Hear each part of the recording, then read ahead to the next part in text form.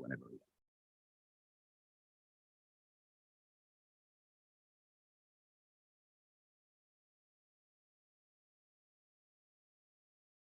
Good afternoon, everyone. Welcome to Open Policy SIG meeting number 2. This is a very quick run through this Policy SIG administration. I am Anupam Agarwal, my co-chair is Saila, and the chair for this SIG is Bertrand. Policy SIG charter, this we have gone through, so I'll quickly skip it. These are the status of the different proposals. The status is duly noted there. One has been implemented, the other one is pending implementation. The next on previous proposals, and these are the updates. 148 is pending confirmation with author. 141, author doesn't wish to pursue. This was the agenda which we followed in the previous session, and this is the agenda which we are going to follow now. So this is SIG administration, which is happening now. We will discuss Prop 151. Then Bertrand will take you through the proposed changes to PDP. And then we are going to have a panel discussion on leasing IP addresses. And after that, Bertrand will give the closing remarks. This is the policy proposal webinar details, which happens on 16 February. The link is there for you to see what was the kind of discussion which we had. And this is the steps to implementation of any policy. So it all starts with proposal submission. It is discussed in the mailing list. We tried to arrive at a consensus at policy SIG, the kind of setting which we are now. Then there has to be a consensus at member meeting, followed by a comment period, EC endorsement, editorial comment period, and then finally we land into implementation. It is important to note here that consensus is what is driven here. Consensus, as it has been agreed, it is a general agreement, taking into consideration comments on the mailing list and at the open policy meeting. The objections which are there, we categorize them either as minor objections or major objections, and what is minor and what is major is also listed here. It is expected that participants should work together to resolve objections, and at any given point of time, the code of conduct as written on the website in the given link, that is what needs to be followed by everyone, where we respect each other, we make sure that we hear everyone else and then come to a consensus. The process of consensus, what is taken into account is the mailing list discussion, the discussion which we have in the room in the OPM, then the discussions which are at the AGM, and also we use Confer for seeing that what is the temperature of the room and what is the general feeling about the subject, and the tool here is Confer. The consensus, this is about how Confer works. The people who are registered in the conference as attendees can access it. And if you are already logged into the OPM, you simply click on Confer link to go and participate. The link is written there. It is important pointer just below in a small dot that RIR, ICANN, and PTI Secretariat staff do not participate in the consensus call. So it is the community who needs to log in and then participate on Confer. These are some of the reference documents which are related to APNIC policy development process, SIG guidelines, mailing list archive, and mailing list subscription. So with this, I hand it over to Bertrand to take it forward. The next is going to be managed by Shaila. Okay. Yeah. So this will be our fourth proposal for this meeting. And the fourth proposal is Prop 151, restricting non-hierarchical AS set, which will be presented by the author, Aftab Siddiqui. Please kindly come to the stage.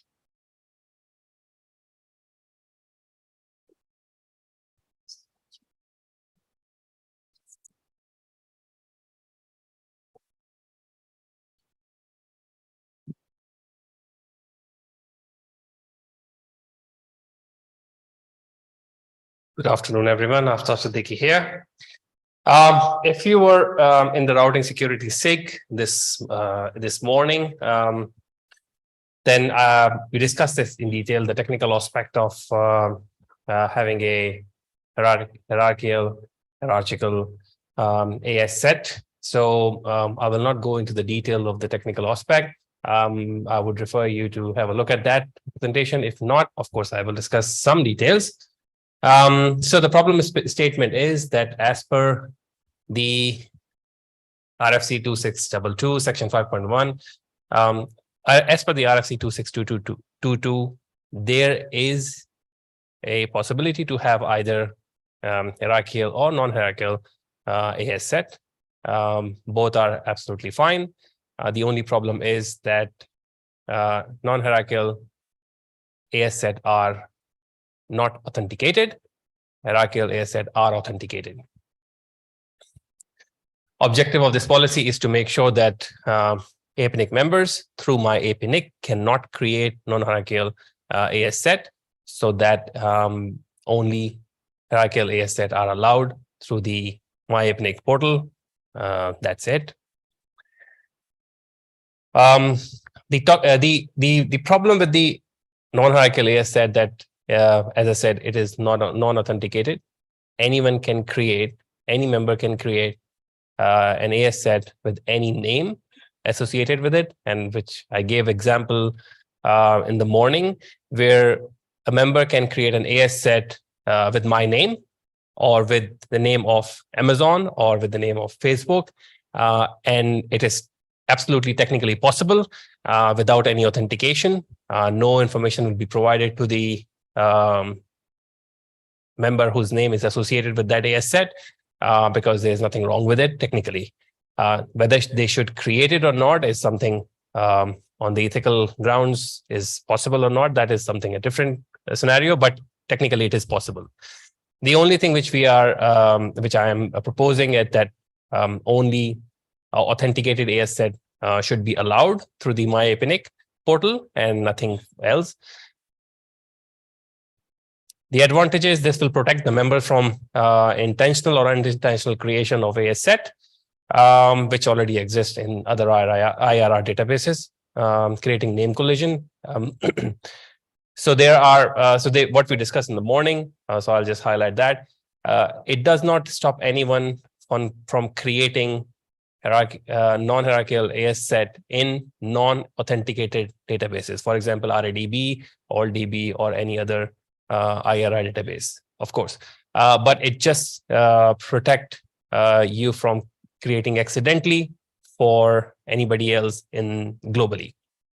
The example I gave was for Amazon, when someone in RIPE region created an existing AS set which was associated with Amazon under RADB, and they created in RIPE database, which triggered a security problem. And of course, the RIPE community came together, came up with a solution, the exact same solution which I'm proposing here. And RIPE database has fixed that problem. You cannot create non-hierarchical AS set anymore in RIPE database.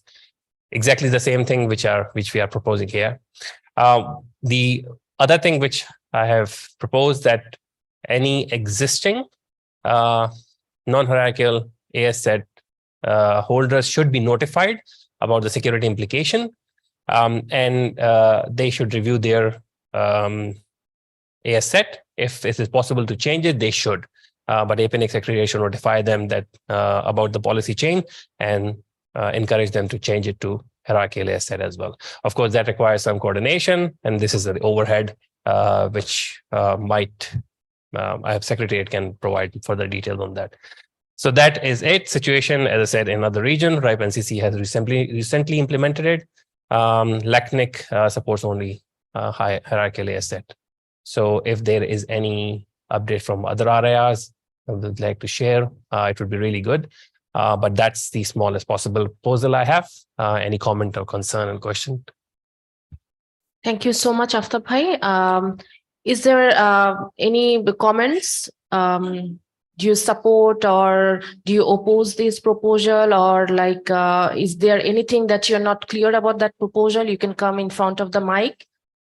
You can identify yourself and ask the question to the author.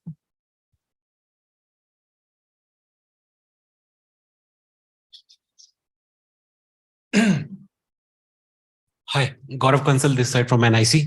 So if this proposal get accepted, whether it will be mandatory to move to hierarchical or it will be optional for the existing customers, not for new one. As suggested, you cannot force the existing members to move to the hierarchical asset, but they should be notified the security implication and informed to move to non-hierarchical. But if it doesn't move, then of course you can't just delete them. Okay. Also, I want to add, we had received one comment from Satoru from Japan Open Policy Forum steering team. And they had shared their key feedback from their community on proposal 151. And I will go through the comments on behalf of them. One comment was, I agree with the propose of the proposal, but I wonder if it is not something that should be discussed in SIG policy. Another comment was that I think the problem is how to determine which AS number to permit. Another comment, I do not oppose this proposal, but I do not think we should have excessive expectation of IRR. Another comment, this proposal should be discussed globally by manners and others. Do you have any comment on this? Yeah, so one comment on that one, that which AS should be allowed. So if it is a hierarchical AS set, only your own ASN can be used. Because that is authenticated. Otherwise, yeah, if you try to add any other AS to start the AS set name, then of course it will trigger a maintainer. It requires a maintainer to have the authentication. If you do not have that, of course, you cannot create it. Yes, it should be discussed globally, but you have to start from the RIR. While when 2 RIRs have already implemented this, so I think the remaining 3 can do it. I see Aaron is standing at the back, probably but he's not looking at me anyway, so he doesn't want to provide any feedback. But anyway, it's 2 RIRs have already implemented it, but if APNIC go ahead and do it, then it would be 3. The remaining, we can discuss it with them and see if they see any positive or negative. But of course, it has to be done by the respective community, or we can do it as a global community. But I think there's absolutely no reason not to do it.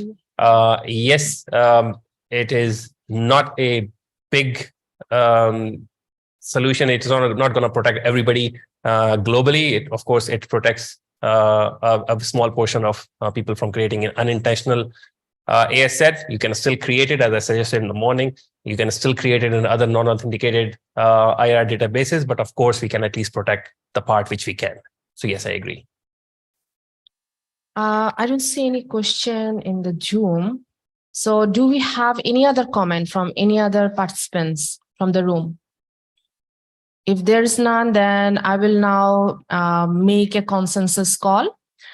You will be given an opportunity now to indicate whether you strongly support the proposal or support the proposal, neutral, or if you object to the proposal or strongly object to the proposal. If you indicate that you strongly oppose to the proposal, you will be expected to explain the reason, come in front of the mic, or if you're attending remotely, you can write it down on the Zoom, or you can also speak through the Zoom. And in case of objection. So if you strongly support this proposal, please put your hand up.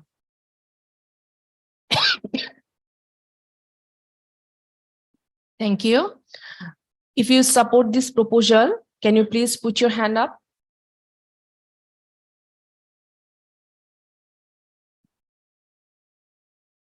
If you're neutral about this proposal, can you please put your hand up? If is there anyone who opposed this proposal? You can also put your hand up and please come in front of the mic.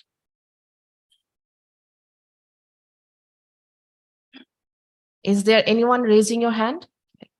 Okay. If you strongly oppose this proposal, please put your hand up. Okay, I can see that.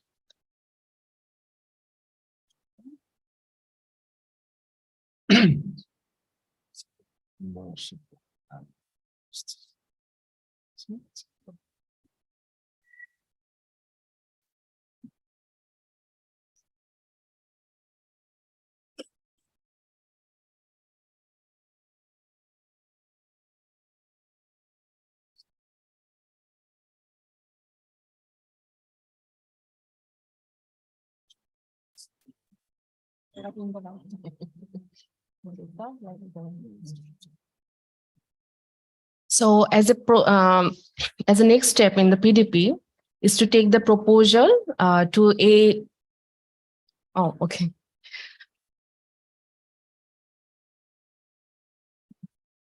Sorry about that. I have conferred with my chair and co-chair, and we have noted that the community comments for it and for the adaptation of this proposal. On consideration of these inputs, we believe that the community has reached a consensus on this proposal. And as a next step, it will be moved into the PDP is to take the proposal to the AGM, AMM, and seek a continued consensus there. The proposal will be there, posted back to the mailing list for a certain period of time, which will be like 4 weeks. And if you still have any comment, you can also post there. And if required, that period will be extended. So Thank you so much. Thank you, Chair. Thank you, everyone.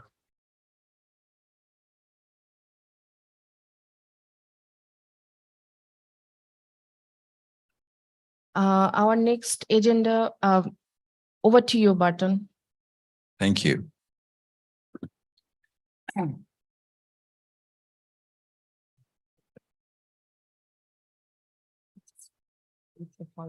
So this is just a presentation for the proposed changes to the PDP. It's not a huge change. It's mostly to prevent any misinterpretation of what it's actually being doing. And the problem statement, there's been a confusion with the deadline for submission of a proposal, and more than once. So the idea is to define the deadline and remove any possible confusion. Proposed solution.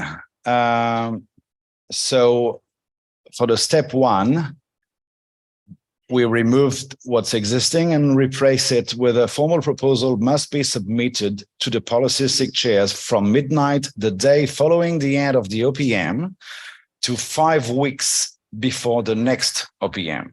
So it gives you plenty of time to submit your proposal.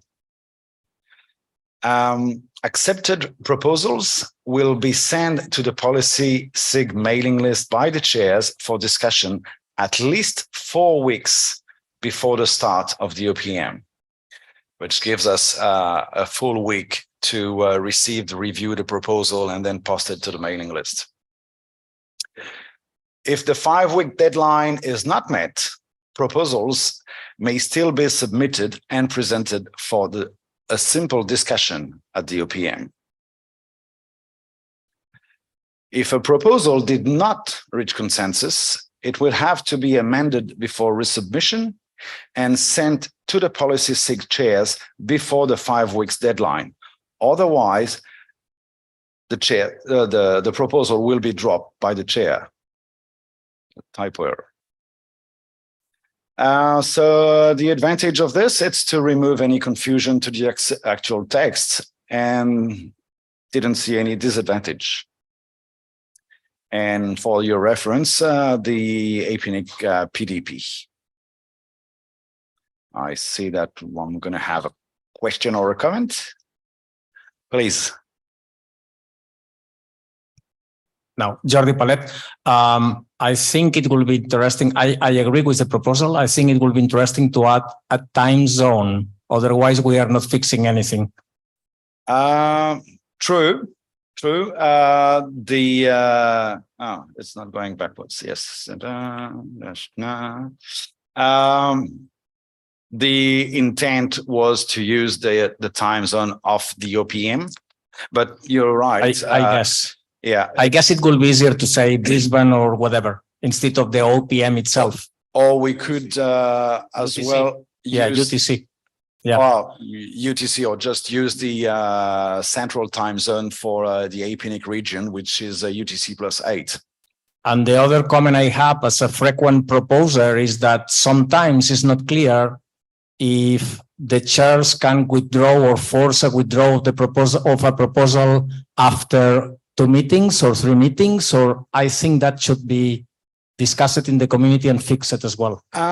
It's if there's always no consensus in a proposal, I think it's for the author to recognize that this proposal will never pass and drop it.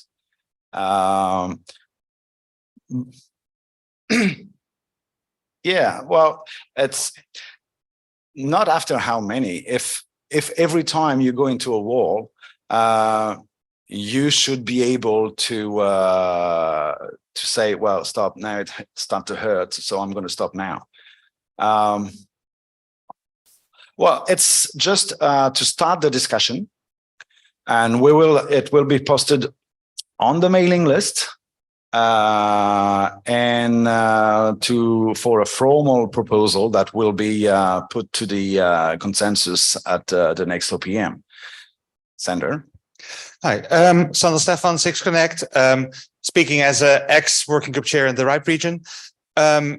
Your last point said that it has to be the amended proposal had to be submitted. It says it has to be amended before resubmission.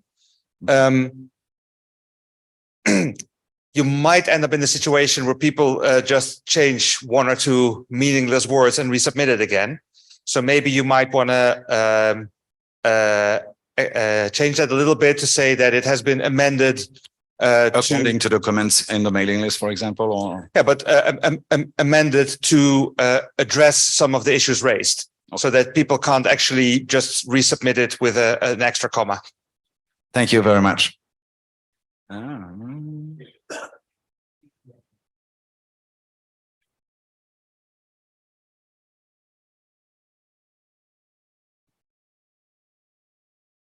I just noted down right one.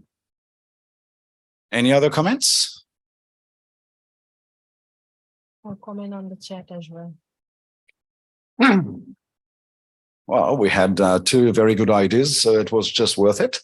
And if there is no more comments on this one, we'll go with the next item on the agenda, which is Georgie again. Panel discussion on leasing IP addresses, and we'll leave you the stage for that.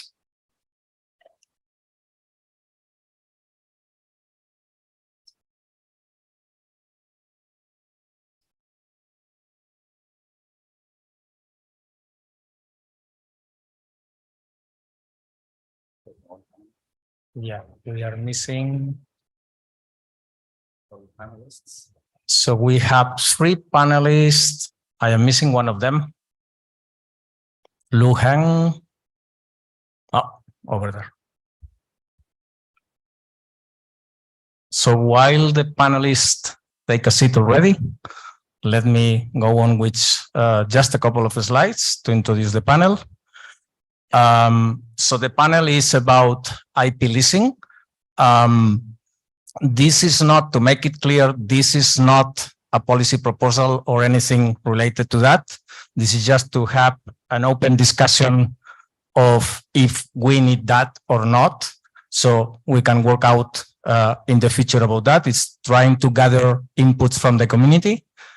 The panelists are Lu Heng from Larus, Lee Howard from IPv4 Global, and Nurel Clark. Sorry if I'm pronouncing correctly your name. I am terrible for that. The idea of the panel is I am trying to be as neutral as possible. My personal view here is irrelevant at all. We want to go for a first set of questions that I will give 5 minutes each panelist in the same order we have in the screen, for example. To respond, I think it's four questions. Then we will open the floor to the rest of the participants in the room. And if time allows, we will do a second round of questions. And again, open the floor if the time allows, okay? To introduce the topic, I have looked at the policy manual, and according to what we have in the policy manual, and this view has been confirmed with the Secretariat, current policies, in short, don't allow leasing. And I have here some specific points of the policy manual, like section 3.3.1, LIRs must only delegate addresses to customers who will be using those addresses in relation to network connectivity services provided by the LIR. Current policies do not regard the leasing as of addresses as acceptable, and that's mentioned in sections like address ownership, address stockpiling, reservations not supported. According also to section 4.1, 4.2, I am not going to read everything, okay? And 4.1.2 of the policy manual, APNIC is not enforced to renew the license. So that makes sense, because if you are not following the policies, they may say you don't get a renewal of the license on the next year. And finally, section 5.2.2, delegations are non-portable, must be returned to the LIR if the downstream customer ceases to receive connectivity from the LIR. Okay, so setting the stage, setting the scene with those points from the policy manual, probably there are others, is because one of the first questions is, do you think this interpretation of the policy manual is correct or not? Second question is, what is leasing and what is not? Because probably the point here is defining correctly leasing, which is missing a definition, a proper or a specific definition in the policy manual. Even if we agree that what is said in the manual is correct or not, that's irrelevant for that point. Then alternatives to leasing for those that cannot afford transfers. And finally, do you think the policy manual must be amended? And if so, what will be the advantages and disadvantages for the community? So as said, I asked for a counter, but I don't have it. So I am going to use my own phone to start a timer of 5 minutes. I will not be so strict. So if you need few seconds more, it's not a problem. I will put you down. Everybody in the panel has got the points. Or you have any question before we start? So first one, Lou, please keep the slide in the screen so it's easier to read. So I should answer all these 4 questions here, right? Yes, I believe the interpretation in the NARA's sense, it is correct that current APNIC policy menu forbids provide IP address alone without connectivity attached to it. That's a short answer. The longer one is, it's rather easy to overcome contractual problem if you really want to comply with the policy manual in its gist. And the second question is, being a natural monopoly at APNIC, does it have the rights to contractually restrain a third party contract? Is rather questionable. And as what's been proven in the Mauritian court, it's you don't have this rights. So this part, if it's really legally sound, needs a lawyer to prove that. And what is leasing? What is not? Leasing is basically you provide a guaranteed uniqueness in a global recognized database and the rights to use that uniqueness. And such a uniqueness has a market value, just like buy and sell. So from my company point of view, it's a simple OPEX and a CAPEX problem. So alternative leasing, to those upward transfers, that's actually a real valid question here, which in the Asian Pacific region, there's many economies struggle on the poverty line. So there are many ISPs that cannot really afford to buy IP addresses. And as I believe almost all the broker would agree, the buy and sell market are mostly dominated by large cloud providers. It's a very concentrated market. And buying, let's say if you have 60,000 customers, paying $3 million just for the IP address alone is really not an option for most of the developing economies. So leasing is really needed for those developing parts where they struggle with poverty lines. The policy manual is better to be amended, of course, in my view, that the advantage being that you turn, IPv4 market has been exist for a decade. And just like any commodity market, it's just make no sense that you allow buy and sell and forbids leasing. It's just as OPEX and CAPEX problem, essentially, for economic terms. So I don't see any valid reason of forbidden leasing because it's needed, it's legit. And I understand that in the past, there's disadvantage of people trying to bypass any sort of filters, which caused by changing space really quickly. But that's a different discussion than compared to legitimate leasing, where people paying for the uniqueness, not at once, but over a period of 10-year time, for example. Thank you. You have 2 minutes left if you want to take advantage of them. Okay, well, then a few things to add is that the current policy, as we've been tested in the core so far, and everybody can read the core document, that APNIC as a private limited company to restrict contract relation between a third party and their customers, Australian law doesn't support that. That is from my lawyer's understanding. So it's important for the community to understand that from legal point of view, there might be legal consultation needed from that part.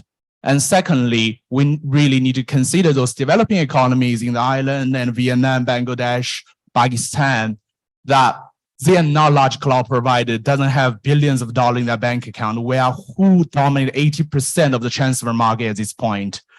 Those ISPs are interesting to be taken into account. So, and the current leasing price is about 10 to 15 years of the buying price, which really lowers the CapEx cost. Because now, if you want to set up 60,000 people residential network, the purchase of IP address will be a significant portion of all your IT equipment, and that's with all the fibers and everything. This will be considered a significant portion, but if you lease it, it will be really minimal. It's probably down to 1% or something of your OPEX cost. So from cost saving perspective, that is really valid. And that's it. I'll leave it to there though. Time out almost. Okay. So, Lee? Hi. Thank you. Yeah, do I think I'm going to start with the questions as presented. Do I think the staff's interpretation of the policy is correct? Well, yes, absolutely. I had to read it a couple of times, but I searched for the first time I looked at the policy to see whether leasing was allowed. I searched for the word lease and it doesn't appear. And the second time I looked for the word rent and it doesn't appear. And then I read the policies more closely and said, oh, well, no, that's pretty clear. Leasing is not allowed under the current policy by any sort of rational or conventionally understood definition of the word lease. So I do think that the staff is interpreting the policy as the community has developed the policy. That sounds right to me. Now, I said, as any rational or conventional definition of the word lease, what is leasing? I suppose leasing is providing the use of an asset to another party. So somebody who owns something can provide the use of that asset to somebody else, generally for a fee. Of course, addresses aren't owned. That's sort of written over and over and over. And typically, though, I think that when we're talking about leasing, we're being slightly colloquial with the use of the word. I think that it's not a legal definition. We often talk about buying and selling addresses when we understand it's not really an asset that can be bought or sold. We're transferring certain rights, or we're designating the recipient in a transfer transaction. So there's some legally different words that could be used that would be probably more precise. But I think that in terms of clear understanding, I'm okay with just using the word leasing to say somebody has addresses and is giving access to use those addresses to somebody else, generally for a fee. But of course, as the policies state, that can only be done in conjunction with connectivity. Now, I'm going to skip for a minute to number 4, because right now the policies say it can only be done with connectivity. There may be some areas for maybe slight clarification without changing the sense of the policy as it stands. Of course, if the community wants to change the policy as it stands, that's what the community is here for. That's why we convene public policy meetings, right? That's what we do. I'm not going to say that we should or shouldn't, but I think that somebody asked me yesterday, for instance, if I'm connected to an internet exchange point and I peer with somebody else, is that a connection? Does that connection apply for the case of providing access to use some of my addresses while we're peering? What if it's paid peering? Does that matter? What if it's a VPN? I don't think a VPN would make sense, but that's a potential corner case that maybe could be clarified. But some corner cases there that maybe, but as far as I think that comes back to, though, what is the purpose of why do people look to leasing as an alternative to buying or selling or getting other transactions? It seems to me, having run a few networks, that renumbering is hard. It stinks. And while I agree that new networks need more addresses, that's sort of what the addresses are there for, and I look for mechanisms to get addresses to organizations that need them, it really stinks to lease addresses for a couple of years, whether it's 2 or 5 or 10, and then at the end of that time period have paid a bunch of money and not have addresses anymore. And then you have to go renumber and you have to get more addresses. Now, hopefully you can use IPv6 addresses by the end of that lease, but that's sort of, that depends on your network and how you're building it. To me, the question of we need to provide an avenue for organizations that can't afford to spend all of that money up front to get addresses, that sounds more like a financing question. How do we finance addresses, or how do we spread the cost out over time? And I have some ideas there, and we're working on some structures in a couple of different legal senses and different regions that may be slightly different from region to region, but I want to work with the RIRs to make sure that we're doing that in a way that provides access to networks to numbers that they need in order to connect to the internet, and then make sure that they're able to keep those addresses. Fair enough? Almost 1 minute left. Oh, I don't need to go long. Okay. So You started again. thank you. First of all, I need to declare the fact that I'm Narelle Clark. I am the Chief Executive Officer of the Internet Association of Australia, but we've not formulated a policy on this specific policy area ourselves as an organisation. So I'm not going to try and speak on behalf of my organisation here in making these observations. I do want to point out, though, that I have been building and running networks for quite a little while. I remember when you used to get your addresses from a guy who was sitting in this room a little earlier today. And it was before we had a clear policy process and approaches to getting things. Now, why did we go through this process of codifying the way addresses are handed out? We went through this process of codifying the processes because we're not just talking about simple commodities here. We're talking about a fundamental resource that uniquely identifies endpoints on a global connectivity, global communication system. This is not wheat or rice or, dare I say, iron ore. This is not a commodity that we can create more of at the drop of a hat, given the IP version we are using. Now, of course, the short answer to all of this is IP version 6. That is the simple, easy answer to all of the questions we've got today.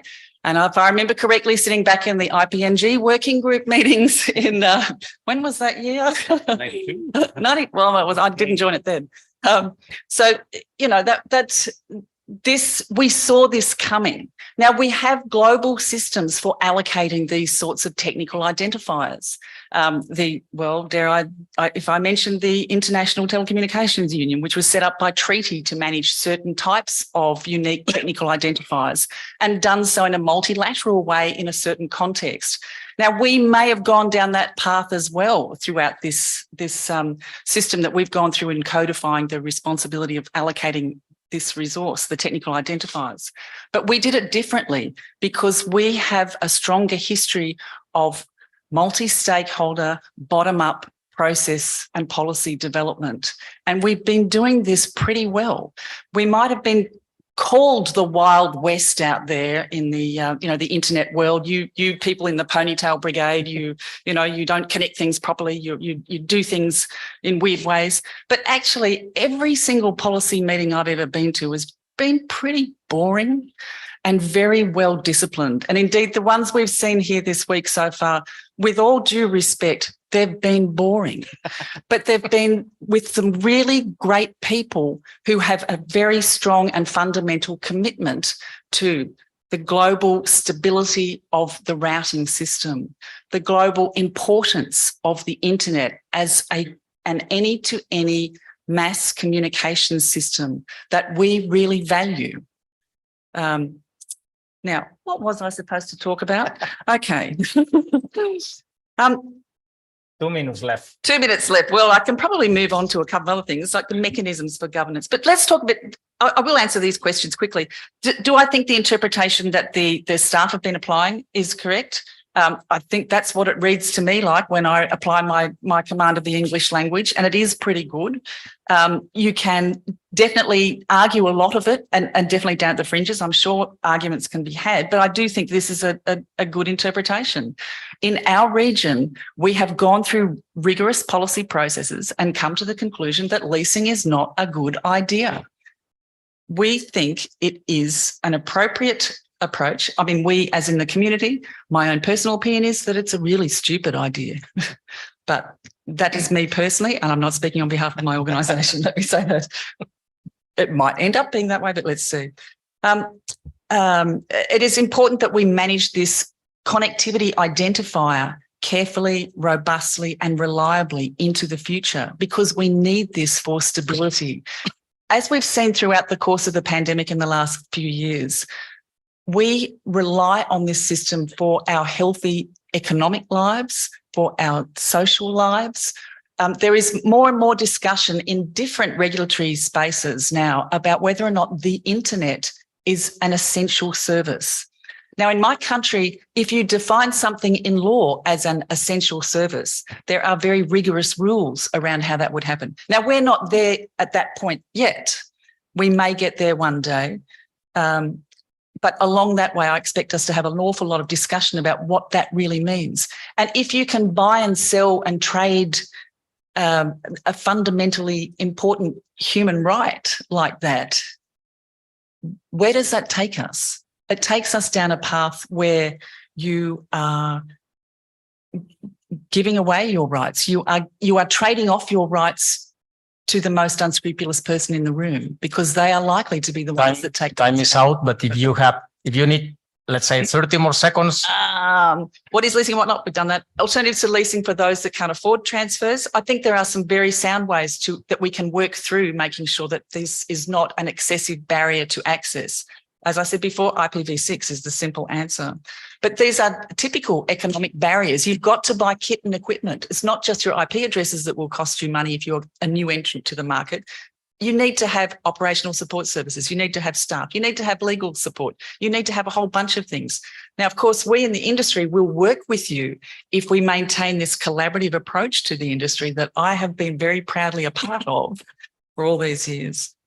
Then we can continue to support our friends and neighbours to become connected and keep on making this a globally connected internet.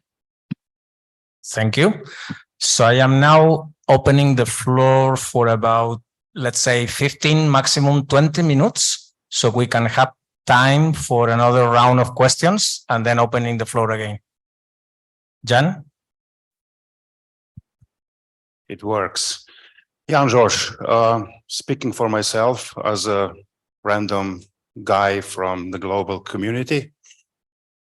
You can't sell or lease something that you don't own, right? And I will not go down into a rabbit hole of trying to find out who owns the IP addresses, because LIR doesn't own IP addresses, RIR doesn't own IP addresses. We don't know who actually own IP addresses. Lou mentioned that this is basically, you've been given the uniqueness in the routing table. Well, if you're an LIR, to receive your IP space, you had to prove that you will use them on your network, right? If you don't need them anymore in your network, the right to be in the routing table, then you should return them as it's in the policy. If you try to sell them or lease them, that is a clear signal that you don't need them, right? So we should start asking questions why this space is being sold or leased instead of returned back in order for the RIR to distribute it to those who actually need it, right? And basically, if we would all get busy with deploying IPv6, we would be able to stop wasting money on IPv4, and we would not have this discussion today.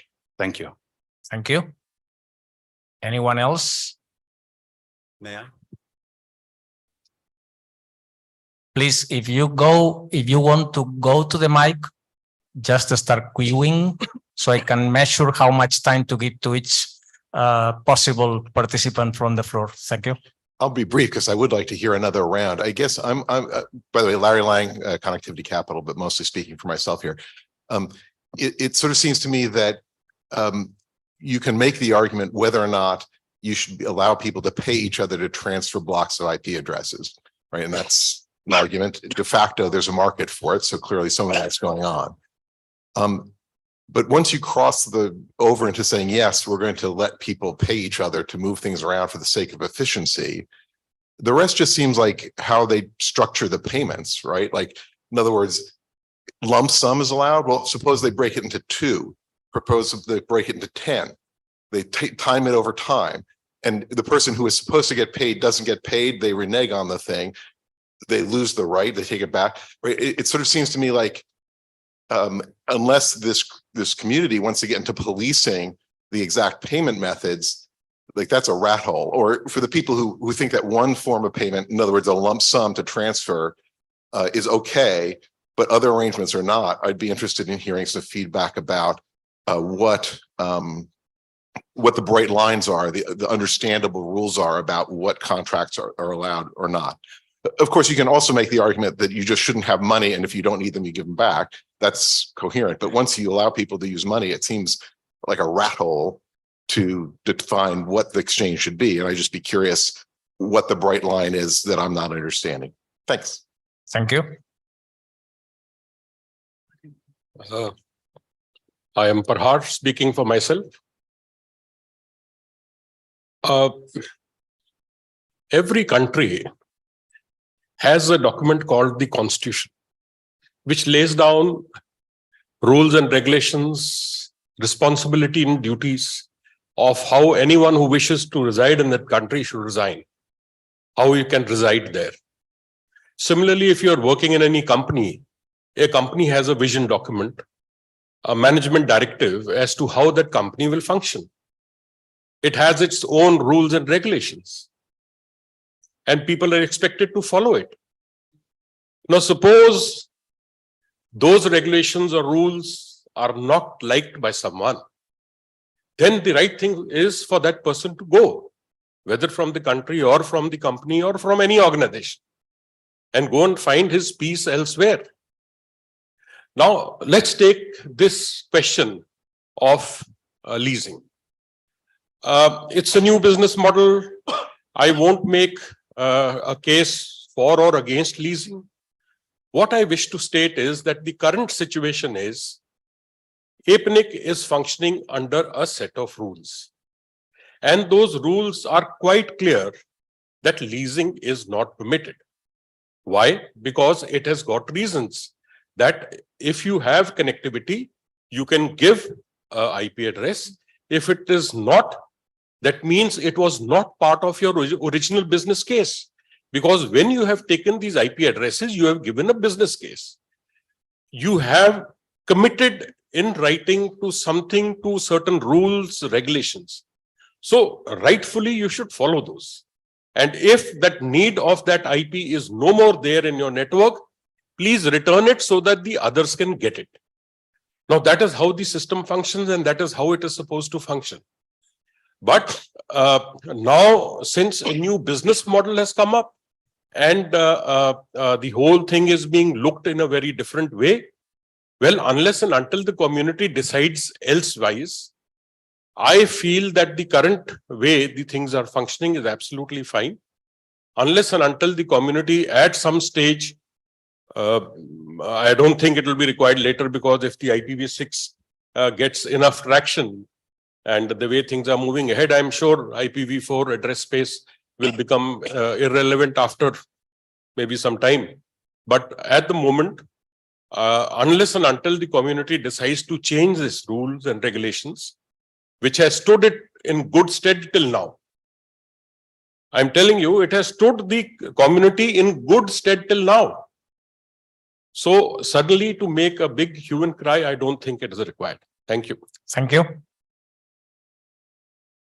Hey, Carl Kloppenborg from Australia. So the whole concept of leasing seems to me to be more like a poison chalice argument, because in particular, your argument, Lou, that it is a socioeconomic issue and, you know, making the price of CapEx and OpEx, switching it around to make it more accessible. Well, 2023, we've got 7.88 billion people on the planet, and we're entering exponential growth of connectivity globally. 4.294 billion IPv4 addresses exist as of when it was first implemented in 1982. So where I'm going with this is that at the moment, the commodity can be leased out at, you know, what could be deemed an affordable rate. But we don't have to confuse ourselves that it is also running out regardless of how we structure leasing schemes and brokerages and whatnot. Now, you've been very publicly critical about IPv6, and in your own words, you've said that it's a failure. And I ask you, what's the alternative to IPv6 if we know IPv4 is going to end? And how are we going to address this OpEx problem? Whilst cheap now, you will also run out of addresses that you can lease out. So the fact is that those prices will go up, which then your whole socioeconomic argument kind of goes out the window as it restricts them. Thanks. As I see that we will have time for a second round, I will ask the panelists to take notes of any points they want to discuss together with the next round of questions. Please go. I'm Sergey Masayadov from NetArt Group. Just want to note that implementing the new limitation on IPv4 management or redistribution, or keeping the current limitations, you are pushing the community members, the market players, into the black market. And this will have an inaccuracy of the database data as a consequence. Think before implementing the new implementations, and whether this is the effect you want to achieve. Thank you. So can you just restate that? I just want to make sure I've got your point clearly. Sure. Repeat your statement. Yeah. You're pushing the community members and market players into the black market. So who's doing that? So by keeping the current limitations or implementing a new limitations for IPv4 distribution, you are pushing the market players and the community members to the black market. And this will have an inaccuracy of the database data as a consequence. Got it? Thank you. Thank you. So, no one else in the mic. I am going to move to the. Can we respond to that? Before we you want to respond before going to the next set? I think there was a lot to respond to. Okay. Just go. Luke? Go first. Let me go first. Okay, sure. Hi. So there's a couple of questions. I mean, I'm trying to structure all the question into from bottom to up, because for Yang's question, which has been an age-long discussion, and then back to the economy term and all that. So first of all, very simply, the IP address is just a number. It's guaranteed uniqueness in a voluntary coordinated global database, which is what the FIR is. Each of them is a privately limited company. This is very basic. So on that basics, we have to understand one thing, and very simple fundamental thing. Those IRs are private limited companies. All the recognition of those databases are based on the voluntary basis. There's no law to recognize APNIC as APNIC. If somebody create another APNIC 2, if they got enough support, then APNIC will be ceased to disease. So it's very simple at its core that everything the industry move is voluntary. APNIC does not hold any authorities over its membership. The member should recognize and respect APNIC, not the other way around. That's very important.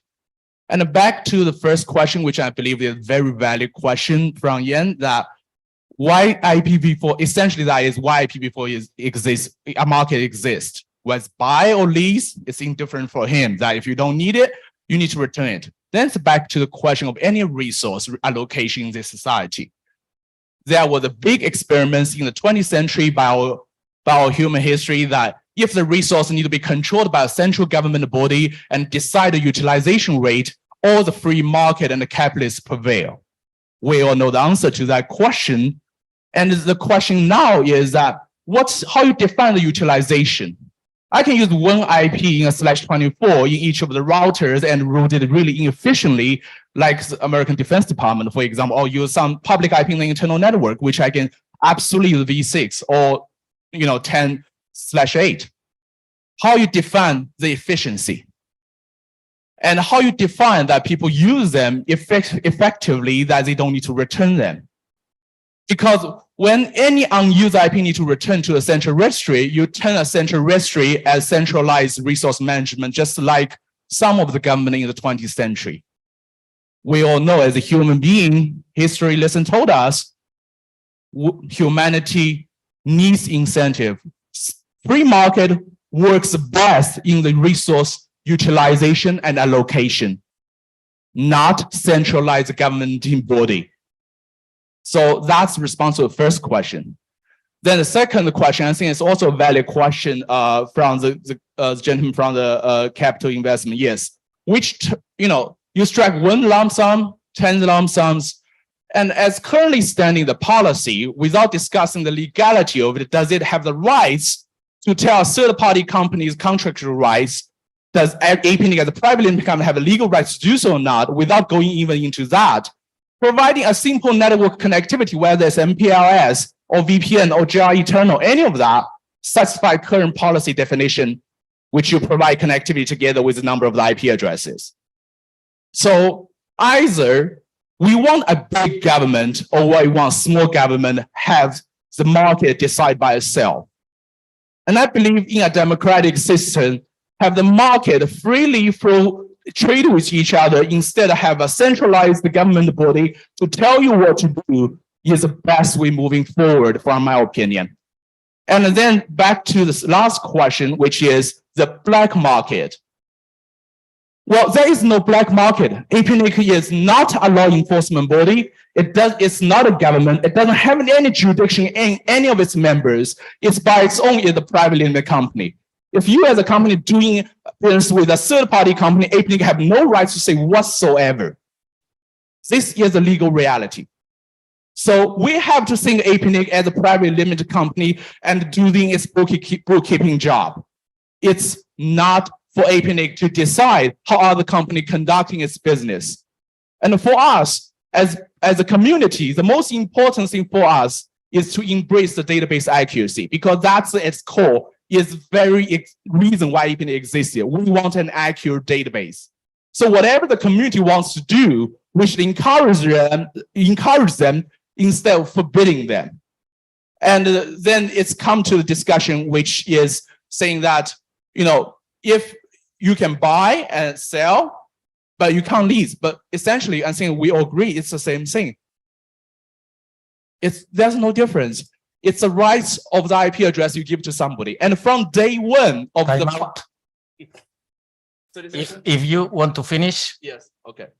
From day one of invention, IP address always leads from IRs to LIRs and to the end users. It's always a monthly fee, always. And now with connectivity or without it, that's the question. Thank you. thank you. Lee? Narelle mentioned the ponytail brigade. And I was once upon a time part of the ponytail brigade, and I think there's maybe one person left in the room who remembers those days.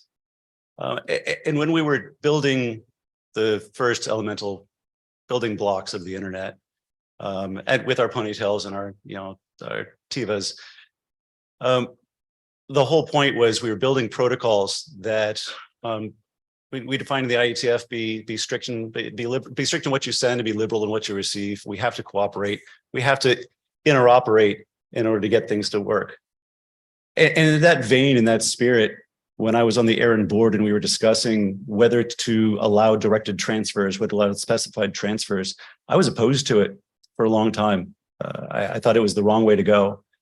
And and this is in response mostly to Jan, is to say, we run networks, right? You know how a network gets ugly over time. We build technical debt, and we end up having what may have been a very brilliant numbering plan to begin with, turns out to be a little bit messy after a few years. And we can go do some cleanup if we, when we need to, but there's a lot of demands on network operators. We have a lot of work to do, right? And so the argument that eventually convinced me to allow a transfer market was to say that let's give some motivation to the people who need to do some work in order to return those addresses. And what kind of motivation can we give them? Well, I remember somebody telling me the warm glow of righteousness is a good motivator. And it is in many ways that I can feel good about myself for doing what I think is the right thing. But I can only spend a couple of hours working towards the warm glow of righteousness when my boss is breathing down my neck and I have customers complaining that they can't get circuits installed. And so those are the days where I say, what are my priorities? And if somebody comes and says, do a little bit of cleanup, a little bit of maintenance, and we can provide some money, some incentive to do that work, that's really what made sense to me. And that's why I came around to it eventually. There's I guess to Larry's point of view, I don't really have a question.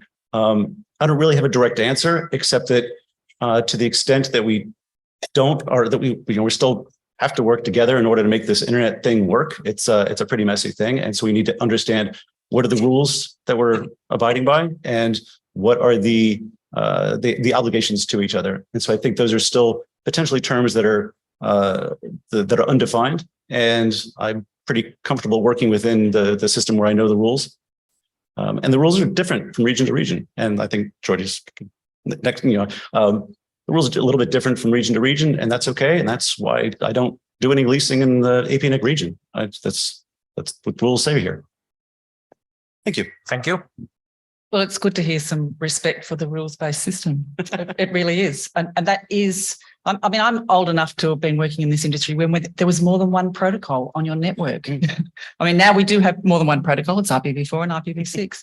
But, I could ask to put their hands up, who else can remember having Apple Talk, or what were some of the other ones? What were they called? Banyan Vines. Oh, Banyan Vines. I never had that one. IPX, remember that one? OSI. What about OSI? Now, OSI, I think, had a bigger numbering system. And if maybe we'd gone with that numbering system rather than this numbering system, we might have ended up with more endpoints that might have lasted us for another couple of decades, but we'd still probably be in this position now where we are looking at ways to work together to coordinate how we manage and operate our networks in a sensible way that means we can trust each other.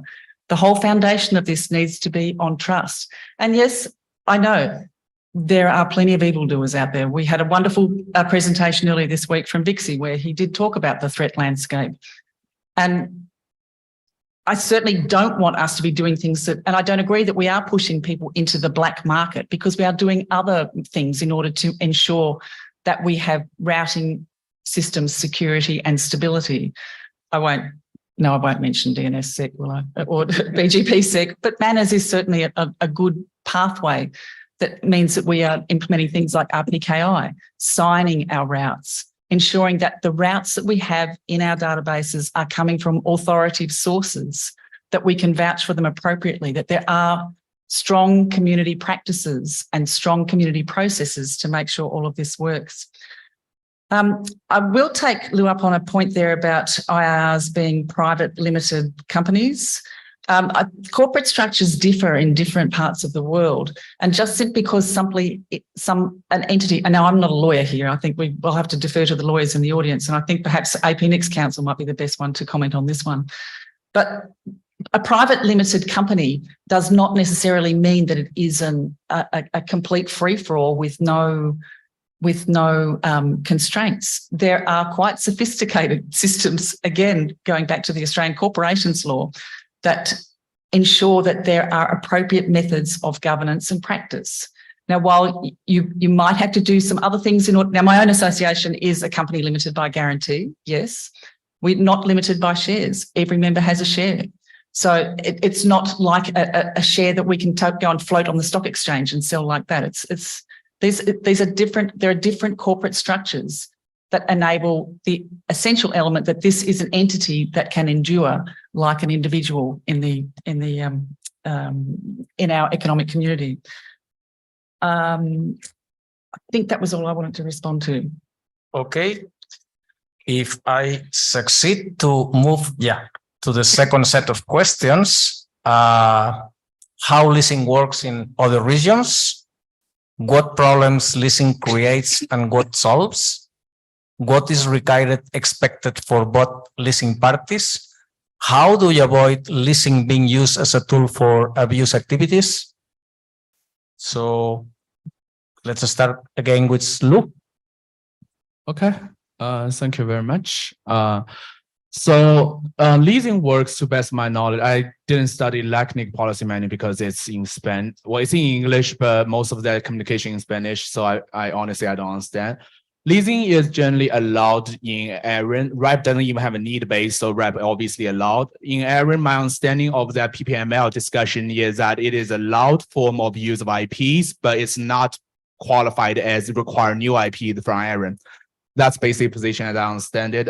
Lee probably gonna correct me if I say anything wrong about that. The problem leasing creates and solves and what require expected for both leading party. And I think that's all very good questions. And I actually give some really deep thought before I start this leasing business about 7 years ago.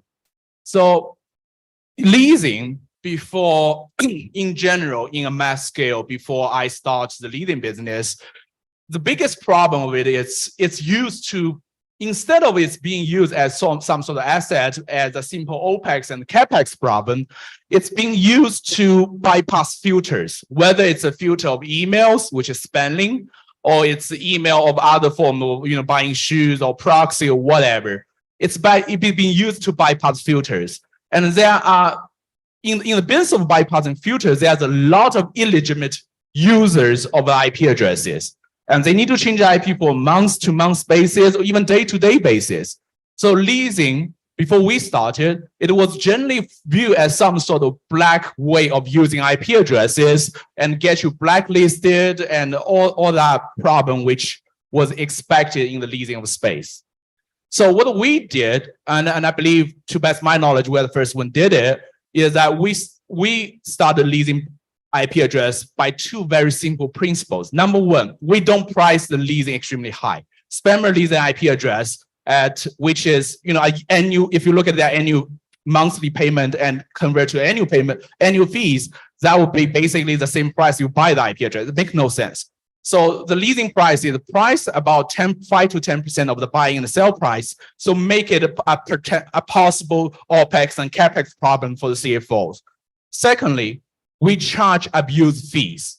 So every single time we receive an abuse complaint, we charge customer $20 for that complaint. It works marvelously for a large network as the millions of IP we operate. that we have very low abuse rate, actually lower than most of the compatible size network. And there are data out there to for everybody to review. So that, what's required and expected from the both of leasing party is that the most important thing in this business is that you make sure the customer as well as the guy who leases out the IP address are mutually committed to providing a service. The guy who leases our IP addresses is viewing this as, an asset that he leases out to make a return on his investment or whatever on his current asset. And the guy who leases IP addresses view as this is a solution to OPEX and CapEx problem that, save his CapEx for the moment. And both of them are committed to that contract relationship. As Lee has pointed out, there is, renumbering is not a present thing for any network operator. It's not fun at all. So both parties need to have a clear understanding that how long you're going to need a space for, how long you're going to commit to it, and both parties need to stay committed to that contract terms, that even there is a renumbering expectation in the future. For example, the owner of the IP address wants to sell it after 5 years, the leaser knows in advance about that plan. So that's basically the communication, understanding of a legitimate leasing business. This is extremely important. Also, the guy who uses IP address needs to understand that he needs to have a certain integrity and responsibility for the asset he leases. Just like you lease an apartment, it's common sense for you to take good care of it. You're not doing drugs in the apartment. You're not burning fire or throwing party every single 2 days there. You're ruling the property, right? It's the same thing when the guy leases IPs. You use it for the cloud, you use it for the MPLS, you use it for whatever service. You have a responsibility to manage your network in a way that is acceptable to the owner of the IP addresses and acceptable by a wider community. You don't DDoS everybody. You don't send out spams. You block the port of 25 if your customer was not expected to send any emails. Time out if you want to finish the argument. And you manage your residential customer really well by stop any bottleneck at a timely manner. Yeah, thank you. Thanks. Lee? So policy in other regions. John Sweeting published a blog just a few days ago about what the policy is in the Aaron region. It's well written, a good job, and I recommend it. It's right there saying thank you. My summarization is if you have a house and you have a spare room and you want to rent that room to somebody, that's fine, but you can't rent out all the rooms in your house and say, well, now I need a new house. That's sort of the Aaron perspective is if you have addresses, you can lease them, but you can't use that as justification to get more addresses. RIPE is fair to say that it's essentially more laissez-faire. And I also no recuerdo las políticas en APNIC. I don't remember. I can say that. Yeah. From my interpretation, is not allowed the same as in APNIC. So problems that it creates and solves. There's we've talked about pricing a bit. There's a supply and demand mismatch in the leasing market that I've seen, where I see a lot of organizations that have IP addresses saying, I'm afraid of selling these addresses. And I'm using the colloquial use of selling, Jan, it's not implying ownership, but I'm afraid to sell these addresses because the price may go up in 2 years and then I will have missed out on higher prices. Or we may need those addresses in 2 years and I won't have them and I could get fired because we had them and I let them go. And so that's a career limiting move to make that mistake. But if I can make just a few dollars, then I've made some money. And then if prices go down, well, then I've sort of hedged that bet.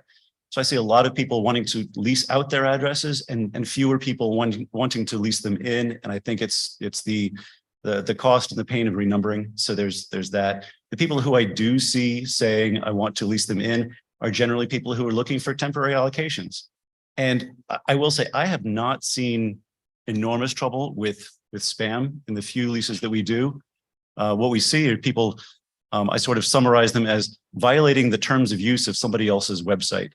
So somebody wants to buy more sneakers than Nike wants to sell them. Then they want to buy a pair of sneakers from every IP address and cycle through them, and eventually they get blocked and they say, I need new IP addresses.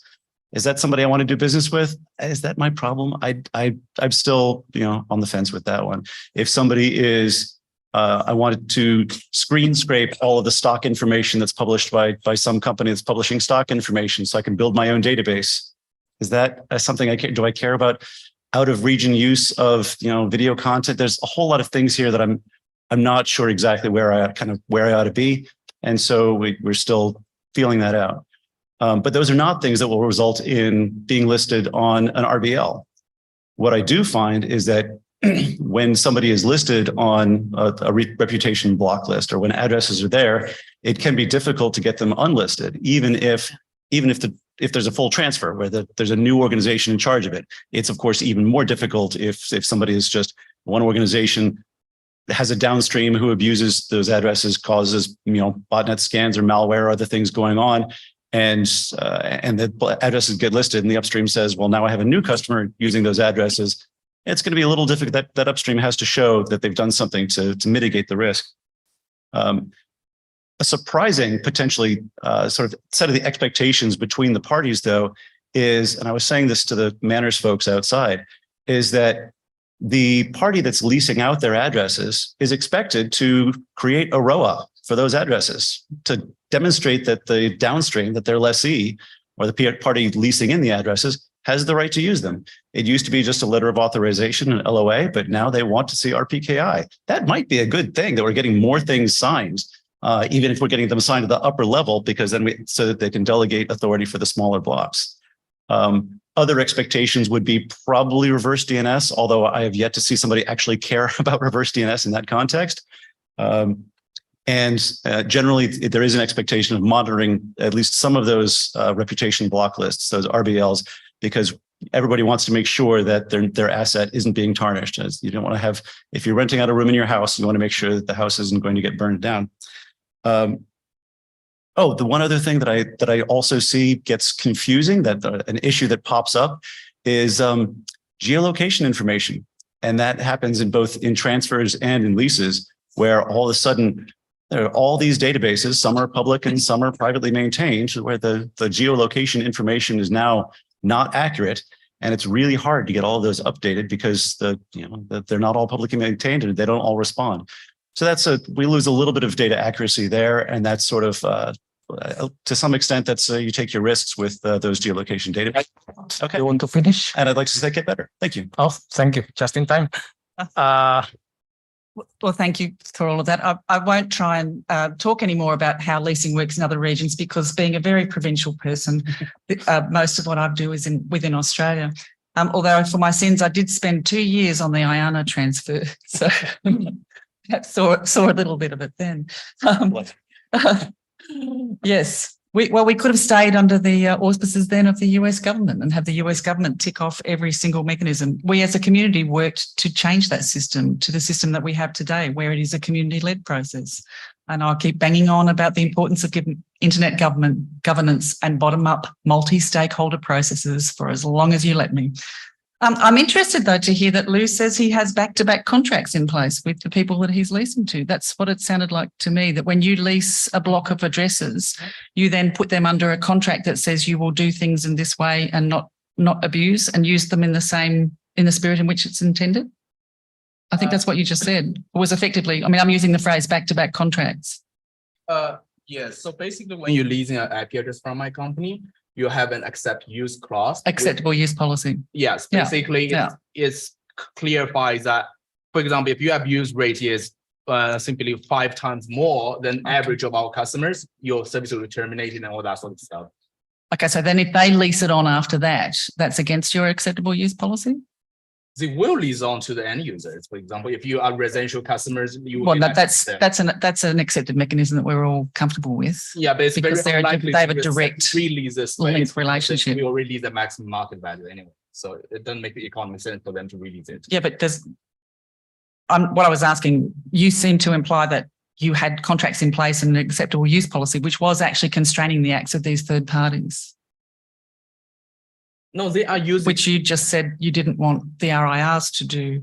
in their policies. So I'm just wondering if that's a little inconsistent. But I commend you for having that type of policy in place. I think that's a very good thing to have acceptable use policies and penalties for bad behaviour. I really like the sound of an abuse fee.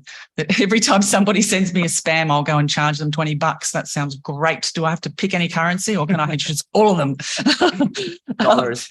So what I am concerned about with all of this is that it does dilute the overall sense of stability and coordination that we've worked so hard to get to. And yes, I've said it several times, so I think you've all got the point. I'm concerned about the quality of the database, the quality of our registries. Yes, we know it's not perfect today. We absolutely know it's not perfect today. We would certainly like it to be better.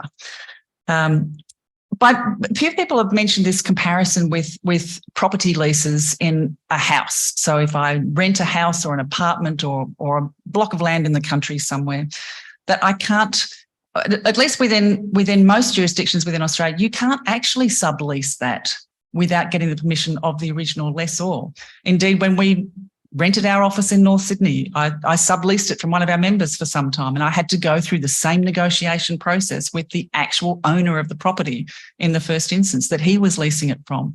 So I needed to have that, we had to have that agreement approved, and that worked very well. And now that the member has moved on, we now lease it directly. So there are accepted norms within other types of property management and other types of systems that may apply and may work well within this landscape. But I think it is something that we as a community need to work through and take that time and effort, just like we did with the IANA transfer and all the other policies that we all sit here to uphold today. Because what ultimately I am very concerned about are things like the really bad behaviour that we see, phoenixing of companies, where a company gets some address space and they get a bunch and then they flog it off to the next user and then they go bankrupt, or they wind up the company and then they go to the next one and the next one and the next one. How does that help the stability and coordination of the global internet? It's a fundamental platform for communications. It's not just something that we can play roulette with out the back. Consumer protection. I would like to get to some of the concepts around consumer protection. One of the things I am very proud of within my own country, and I apologise for being a little parochial, and that is the Australian consumer law. Australian consumer law has a whole bunch of really strong protections in place to protect consumers from being ripped off and adversely affected in the marketplace. And some recent new terms that have come into it are unfair contract terms. And these are the sorts of things that I'm sure APNIC will be going through and checking its own contracts with other types of suppliers and so forth. But it is very important that we do take the best of the other forms of regulation and look at those and see how they can work across the community and share them and adopt them for best practice. Because really that's what we need to aim for, is the best practice for the best system that we've got so far. Time out, unless you have something else. In response to your question. I will open at the same time the floor in case there are any final inputs. We have only 5 minutes left to finish the session, 4 minutes. So let's hear the floor, and if we have some time left, we come back to you. Okay, sure. So yeah, Gaurav Kansal this side, and talking for myself only. So I think it is a biggest irony of this APNIC session that we are talking about leasing. Instead of, we should think about transfers. If I need an IP less 20 from APNIC, they will ask me thousands of questions. They will get signed that I will use these IPs for this purpose only, for my connection only. But if I am agree to give charges to APNIC, I think it is 20%. They are very much agree to get it transferred to anyone. So I think it's a complete irony that we are talking about leasing, which is just a small thing, but the biggest thing is transfers, allowing transfers. Hey, Carl Koppenborg, owner of Beer and Pier. Making comparison between the housing market and the resource IPv4 is an interesting one, because if we do want to go with that comparison, Airbnb did the same thing in the housing market. And look at what global housing accessibility has ended up at. Yeah. Don't be Airbnb. Okay, so 30 seconds each. Only 30 seconds. We don't have more time or the chairs will kill me. And I've got a plane to catch afterwards. Okay, a quick response to Clark is that the IP in my view, the IP address at this point, as Young said, that is ownership is not determined, but I believe it's aligned with the membership. And I believe it's to let membership to decide if they want ownership of those IP address or not. If you own of the IP is clear, then all the contract relationship and the transfer rights will be much more clear. Now it's hanging in the air. It's by the empowered community. It's absolutely not clear. And I believe the ownership structure will be cleared and potentially will be good to put to a vote to the membership. Do they want ownership of the IP they purchased for millions of dollars? Time out. Yes. As an IPv4 address broker, everyone should deploy IPv6. It's clearly the long-term way out, and we're here to serve if we can help in the meantime. And I appreciate the fact that this public policy process is still working. Thank you. Thank you.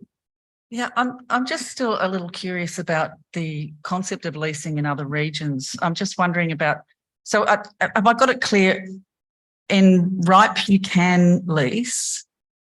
In APNIC, you can't lease. In ARIN, you can. In ARIN, you can if you don't ask for more addresses, basically. Oh, and you can't ask for more. Yeah, yeah. Okay, but I'm not clear on what APNIC's policy is. It's not possible. It's possible. Read the court judgment. Okay. I win it. So which court was that? Mauritius Supreme Court. I win that. Mauritius. Okay. Well, I do look forward to reading it. Would the addresses that were received, were they received for the purposes of leasing, or were they received? No, you can't. Well, it's unclear in the policy manual, both in ARIN and APNIC region, that if you can use leasing as a form of justification, RIPE doesn't apply because they don't have a need-based policy anymore. But in generally accepted terms, that you can't request IP just to lease them out. You can't substitute yourself as IM. Okay. But if you have it, you can lease it out. Unfortunately, we don't have more time. If you want to finish very quickly? I'm just curious. I'm done. Okay, so I will ask everybody to thank the panelists, of course, and I will love, and I think that's the goal of this panel, that we try to keep this discussion in the list. I guess even if it's not a policy, it's good to keep on with the discussion, right? If the chairs agree. Yeah. So thank you very much. Have a good break.